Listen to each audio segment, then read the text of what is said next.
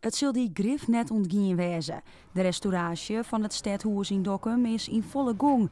En dat wie wel nedig. Nou ja, het stadhuis bestaat al eeuwen. Hè? En ook om het voor de komende eeuwen nog weer te bewaren, is het af en toe nodig om groot onderhoud te plegen. En we hebben dat hier gecombineerd ook met het aanbrengen van een nieuwe kleurstelling. En daarnaast proberen we ook wat grotere restauraties op te pakken. Waaronder het beeld hierachter. Vrouw Justitia, die krijgt een nieuw zwaard en een vergulde weegschaal. Maar ook de kleuren van Jetti's willen we naar boppen hellen. Maar dat is net zomaar kleer. Dan ga je met een mesje overal schrapen en dan vind je verschillende kleurlagen. En dat moet je ook weer in de verschillende verbouwingsfasen, zeg maar, moet je dat ook weer onderleggen en kijken wat dan bij het pand past. En ook recht doet aan het pand, zeg maar.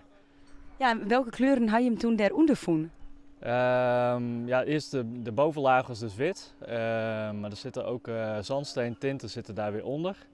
En het sluit ook alweer mooi aan bij de zandsteenelementen die ook al op het gebouw zitten. De gemeente Noord-Oost-Friesland hoopt het in september het nieuwe stadhuis kleer te hebben. Voor de bouwvak gaan de stijgers eraf en dan na de bouwvak gaan we met rolstijgers het laatste onderhoud uitvoeren. En dan worden ook de klokken teruggeplaatst, krijgt het beeld haar zwaard en de weegschaal weer terug. Dan is het afgerond.